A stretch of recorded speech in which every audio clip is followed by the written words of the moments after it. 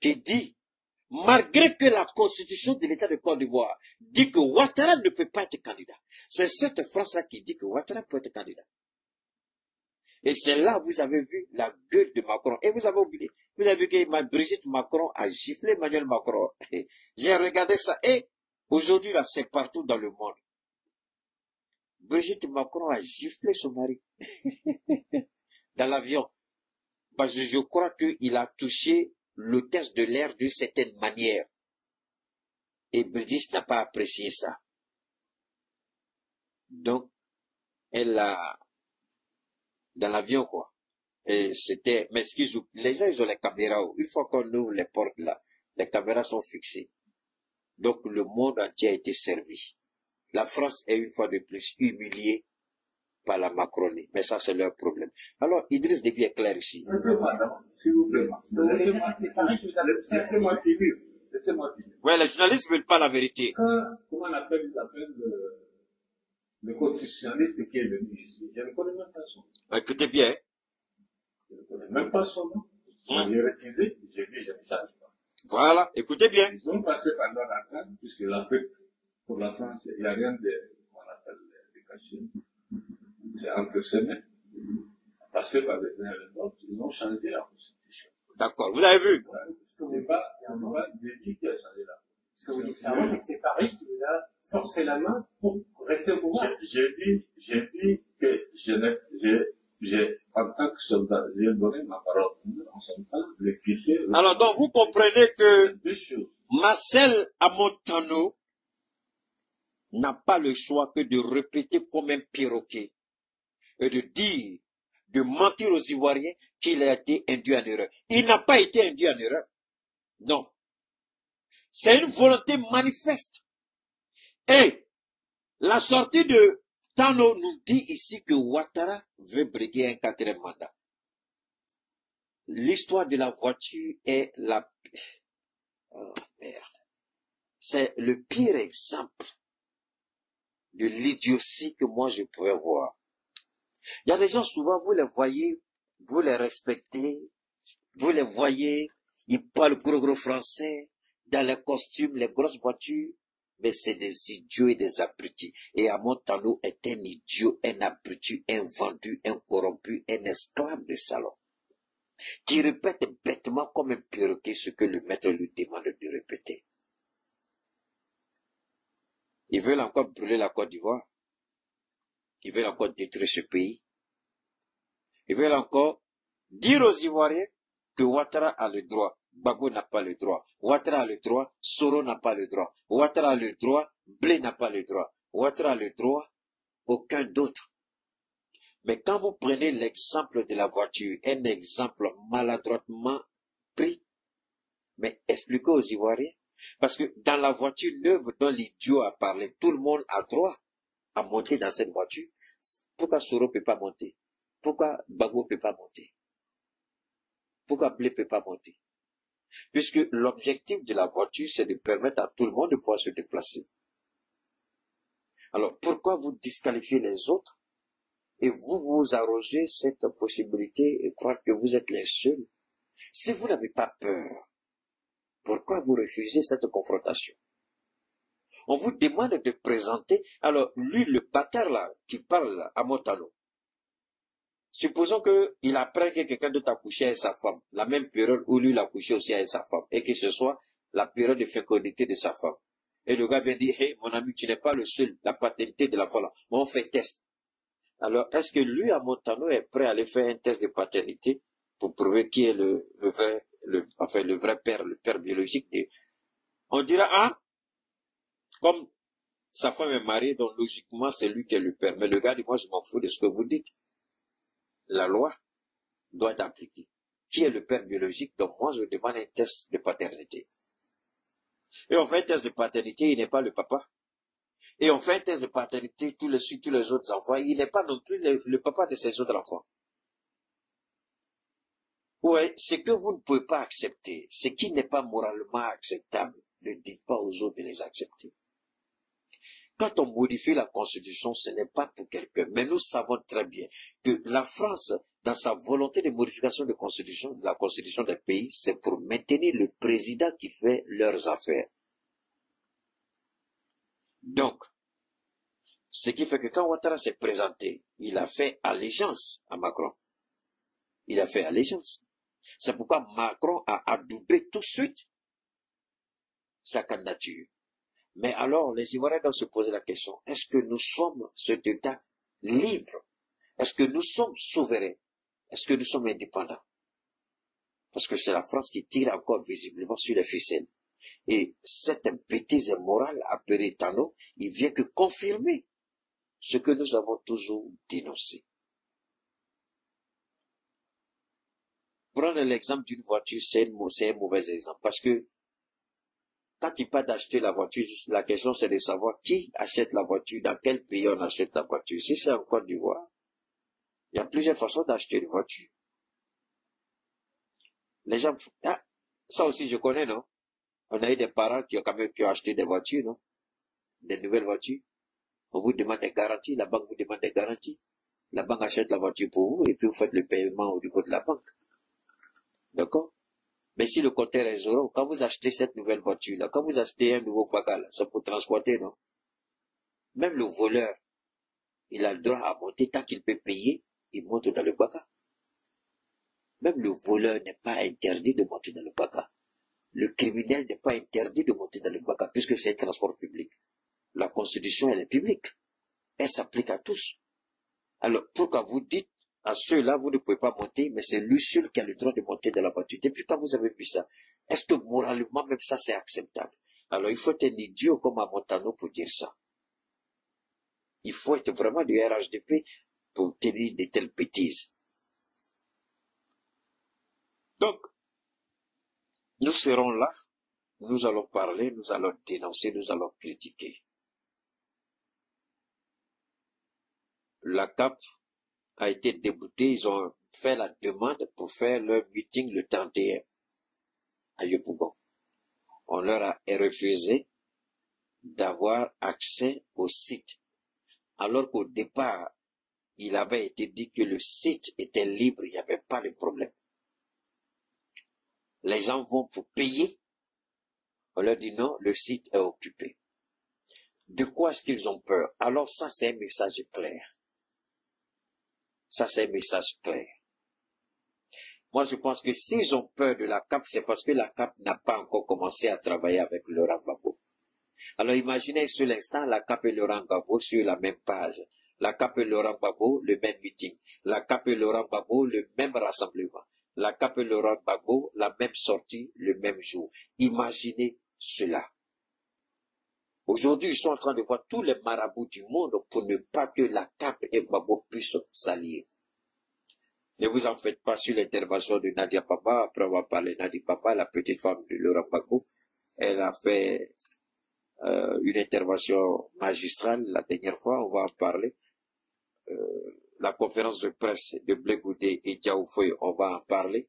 Pas aujourd'hui en tout cas, mais juste planter le décor. Pour vous dire que nous allons accompagner l'opposition politique en Côte d'Ivoire. Nous allons combattre, en tout cas ce qui me concerne, je vais combattre le régime RHDP jusqu'à ce qu'il tombe. Chaque fois que nous allons avoir l'opportunité de faire une communication, nous allons faire cette communication-là.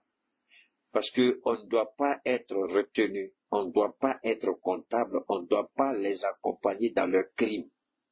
Chaque fois qu'ils vont sortir pour pondre des inepties et des mensonges, nous allons rectifier le mensonge et rétablir la vérité. Amontano est un lâche, un voleur et un corrompu. Nous savons tous qu'il a détourné l'argent du conseil de l'entente. Et regardez bien, Ouattara aurait pu le nommer à n'importe quel autre poste. Pourquoi Ouattara le nomme au poste pour organiser les élections? C'est parce que Ouattara sait, et Ouattara n'a pas oublié ce que Hamon lui a dit en 2020. Ouattara n'a pas oublié les propos de ce monsieur. Et Ouattara était rancunier, un rancunier sournois. Ouattara se venge. Si l'idiot de Tano n'a pas compris s'il n'a pas vu, qu'il regarde Babolora, qui a été à l'origine de ce que le nom de Ouattara soit sur la liste électorale. Si l'idiot de Tano n'a pas compris que Soro Guillaume, qui a sacrifié sa jeunesse pour Ouattara, n'a pas été épargné, s'il n'a pas compris que Ahmed Bagayoko, Gon Coulibaly, Ouattara et plein d'autres n'ont pas été épargnés, la ruse de Ouattara les a tous emportés.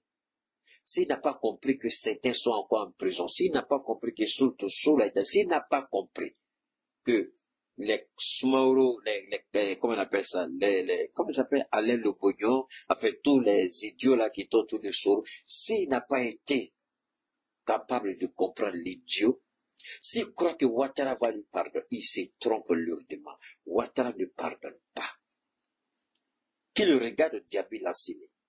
Quand j'ai vu Diaby Lassini, l'ancien argentier du RHDP, quand il a commencé à être trop populaire, qu'est-ce que Télé Brema a fait? On a tous trouvé que le monsieur détournait, alors que il était l'argentier, il a dit d'accord, si je tombe, je tomberai pas sûr. Parce qu'il n'a pas été aussi bête que ça. Heureusement qu'il a des preuves. Il dit, ah, si je vais au procès, là, les preuves là, je vais les faire sortir. Et les preuves là, Kandja prenait l'argent. Télé Brema prenait l'argent. Nassere Baktouré, la femme de Prenait, elle prenait là. Tout le monde prenait l'argent là-bas. Ah, comme on appelle, fonds entretien routier, l'affaire là. Il donnait l'argent à tout le monde. Et il marquait chaque fois. C'est ça qui l'a sauvé. C'est ça qui lui a évité la prison. Sinon, pourquoi la Cour des comptes n'a pas fait l'audit? Pourquoi ils sont allés chercher un cabinet d'audit extérieur pour venir faire l'audit? C'était pour parce qu'ils savaient tous. Alors donc, ce que nous disons ici, si Marcel pense que, pourquoi Ouattara l'a laissé d'abord aller détourner l'argent du conseil de l'entente, et puis Ouattara le ramène à côté de lui. Il sait pourquoi?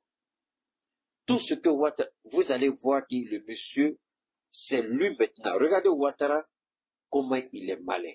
Hey, Ivoirien, je connais ce gars-là. C'est pourquoi quand je sors comme ça, là, la DNC est paniquée en Côte d'Ivoire. Quand je sors comme ça, Ouattara est perdu. Je vais vous dire une chose. Je fais juste une chose. Ouattara sait que Adjoumani, c'est un idiot. Il ne peut pas lui faire confiance. 2025 est trop crucial. Trop tendu. Il sait que Touré Mamadou n'est pas à la hauteur. C'est un petit blagro. Donc Ouattara sort un joker. Une carte à laquelle aucun Ivoirien ne s'y attendait. Tano. Maintenant, vous allez voir que c'est Tano qui va plus se parler maintenant, qui sera plus au devant, puisque c'est un processus électoral. Mamadou a montré ses limites. Adjoumani a montré ses limites. Le porte-parole du gouvernement, il ne veut pas l'impliquer dedans. Donc, il sort maintenant Tano comme sa carte. Et comme Tano, il a la gueule mielleuse. Voilà, maintenant tu as parlé. C'est maintenant que tu as payé ta dette, petit Tano. Viens et puis tu parles. Et Tano n'a pas le choix que de parler. Et c'est lui qui va parler maintenant. Mais, parce que Tano, de tous les trois porte-paroles là, Michelet, Touré Mamadou, Adjoumani, Tano est le plus intelligent. Il est le plus malhonnête. Ils sont tous malhonnêtes. Ils sont tous voleurs. Mais de tous les trois idiots, il est le moins idiot. Tano. Et Ouattara lui dit, comme c'est toi qui as pris ta gueule pour m'insulter là, maintenant c'est toi qui as sorti. Et il sera obligé d'aller puiser dans les tréfonds de son âme souillée, hein, les propos qu'il faut pour blanchir Ouattara. Mais nous, on sera là pour dire aux Ivoiriens, tout ça n'est que mensonge, manipulation, ruse, malice. Ne tombe pas dans le jeu parce que c'est un jeu pourri. Ouattara sait que c'est compliqué. Ouattara sait que ce sera difficile. Voilà pourquoi il a fait sortir Tano. Tano n'est pas venu pour rien. C'est parce qu'il voit que ça ne marche pas. Parce qu'il voit qu'on a compris les idiots là. Parce qu'il voit qu'on les a déjà, on a compris leur mode opératoire. Il pense que Tano, il sera neuf. Il aura le temps d'imposer. c'est que vous ne savez pas qui est Keïta. L'idiot, on vient de le classer, là, c'est fini, là. On attend encore sa prochaine sortie. Donc, fiers Ivoiriens, rien n'est joué encore, puisque ils ont décidé de refuser et au PPAC toute autorisation de manifestation, la même chose à la CAP, toutes les autorisations seront refusées. Et ils vont mettre cela dans ce que j'appelle, ce qu'ils vont appeler comme étant une forme de déstabilisation. En fait, ils vont trouver des expressions pour empêcher l'opposition de se manifester. Ils vont trouver des ruses pour accuser, pour attaquer. Mais, moi je le dis toujours, hein, ce n'est pas à moi de dire à quelqu'un de sortir. Chacun doit tirer la leçon, parce que moi je prends suffisamment de risques d'ailleurs. Parce que j'aurais pu aller chaque fois à Abidjan, faire promener Gaussou un peu partout. Dans tous les cas, moi j'ai pas cette nostalgie, c'est lui qui me fatigue. Merci, il trouve à l'ordre public, c'est lui qui dit qu'il veut aller, il va aller voir la maison de son grand-père, tout ça, autre. Mais, quand il y a des idiots comme ça, là, au pouvoir, là, tu prends pas le risque d'emmener ton fils là-bas.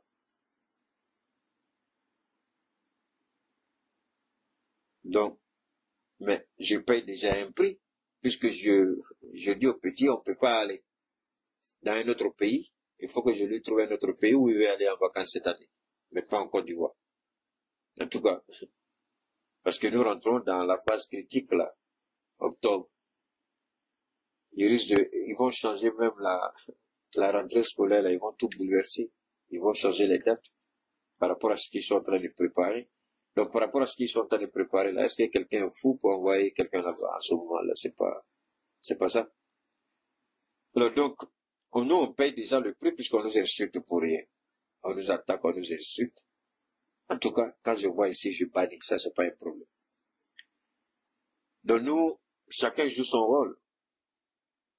Chacun joue son rôle. Et nous, notre rôle, c'est d'apporter l'information juste. D'ailleurs, je n'ai jamais dit à quelqu'un de croire à ce que je dis. Je dis, allez chercher, allez vérifier. Et puis, si je suis en erreur, bon, d'accord, vous allez le savoir. Au moins, vous n'allez plus venir écouter quelqu'un qui vous ment. Ce qui est certain, c'est que les Ivoiriens, il faut qu'on se comprenne bien. Le monsieur, ce Alassane Ouattara, là, c'était un voyou. C'est un criminel. C'était un voleur. Alassane Ouattara, le seul langage qu'il comprend, c'est la confrontation. Et si les Ivoiriens veulent se faire entendre, se faire respecter, que les Ivoiriens commencent à prendre des décisions. Hein. Parce que Ouattara, la seule chose que lui comprend, c'est la terreur. C'est-à-dire, c'est l'expression de la terreur, c'est la violence. Mais quand il se trouve en face, c'est une seule fois que Ouattara a fait marche arrière. C'est quand le contingent 8400 a Boaké, quand ils ont bloqué l'entrée de Boaké, et quand le ministre d'Envoyé est parti à l'époque, ils l'ont retenu. C'est là que Ouattara humilié, parce qu'il était en déplacement, je crois, en Europe, et sur tous les plateaux de télé, ça passait, les gens regardaient, puisque RFI, France 24, les gens s'étaient déportés à Boaké pour aller les filmer à l'entrée de Boaké. Et ça marquait Ouattara. Et ça l'a blessé. Donc, il est rentré humilié et confus. Et tout le problème de Soro est parti là-bas parce qu'ils se sont dit que Soro pouvait maîtriser. Pourquoi Soro n'a rien fait? Mais attention, il était président de l'Assemblée nationale, il n'avait plus rien à voir, quoi que ce soit. Déjà, c'était fini, c'était plus lui. C'était plus lui. Il s'était retiré. Alors, donc, et il y avait l'autre qui était le ministre délégué, il y avait un ministre délégué des forces armées. Et Ouattara était chose. Donc, Solo n'avait plus rien à voir dedans. Mais elle était accusée.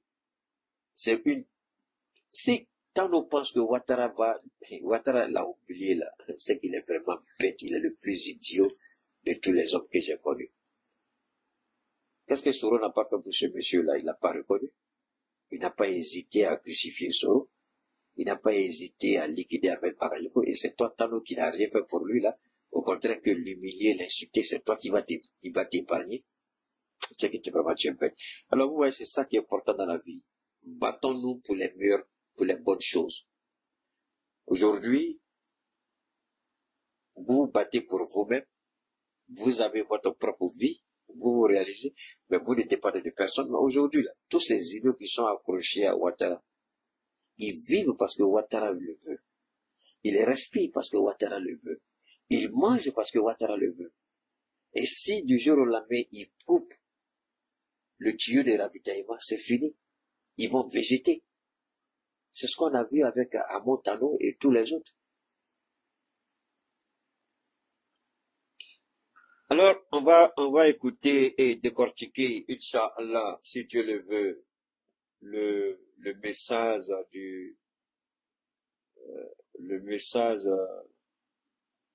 je peux dire de la CAP, la conférence de presse qui a eu lieu hier. On va décortiquer, on va analyser, on va avoir des points de repère. Pourquoi on leur a refusé le Pougon et comment la CAP continue ou comment la CAP veut malgré tout organiser son meeting. C'est pourquoi il faut regarder Blé Goudé. Parce que les gens savaient très bien qu'ils allaient être confrontés à ça. En choisissant Blé Goudé, ils savent que c'est un petit réservoir. Donc, il saura ce qu'il faut faire pour que ce meeting-là ait lieu. Et il a la responsabilité. Et aujourd'hui, toute la Côte d'Ivoire regarde Blé Goudé. C'est pourquoi je dis à mon jeune frère encore, laissez-le se concentrer, parce que là, on va vous mettre là-bas, là, vous allez taper poteau. Même moi-même, on me met là-bas, là, pour ne pas trop me vanter, je risque de taper poteau. Lui, là, c'est son domaine. Donc, laissons-le faire ce qu'on lui a demandé de faire. Parce que, je me demande bien s'il peut dormir aujourd'hui chez lui, un peu Goudé.